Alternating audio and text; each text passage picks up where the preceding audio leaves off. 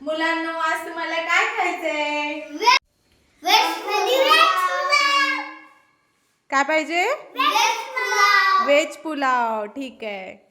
चला तर मग मंडळी, आज मुलांच्या फरमाईशवरून आज आपण व्हेज पुलाव बनवणार आहोत. त्यासाठी मी इथे 2 ग्लास बासमती तांदूळ स्वच्छ करून पाण्याने धुवून घेत आहे.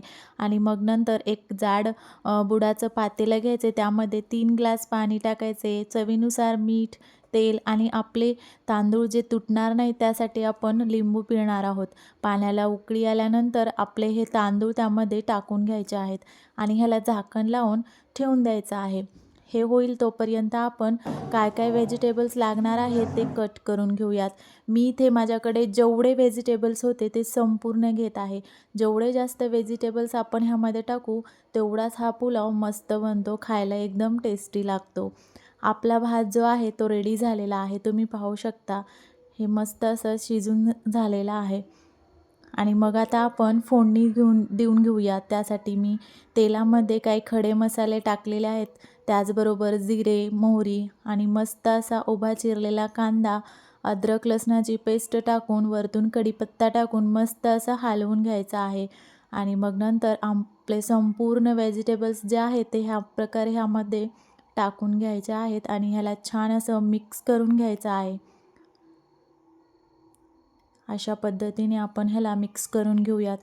हे लवकर शिजले जावेत ह्यासाठी मी वरतून थोडंसं मीठ टाकून ह्याला झाकण लावून ठेवून देत आहे, जेणेकरून हे लवकर मऊ होतील, सॉफ्ट बनतील.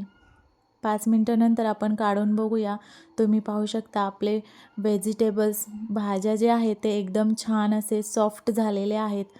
आणि वरतून मी मटार टाकत आहे. मटार आधी नाही घालायचा कारण हे खूप लवकर सॉफ्ट होऊन जातं.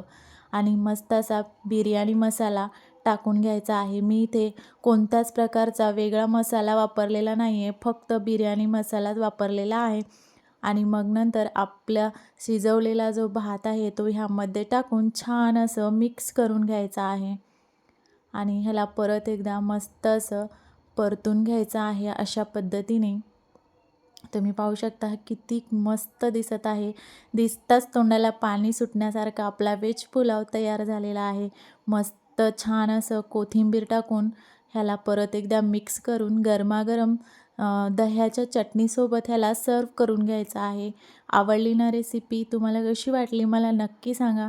माझ्या मुलांना तर हे खूप आवडलं, तेव्हा तुम्ही देखील ट्राय करा आणि आवडल्यास सबस्क्राईब करायला विसरू नका.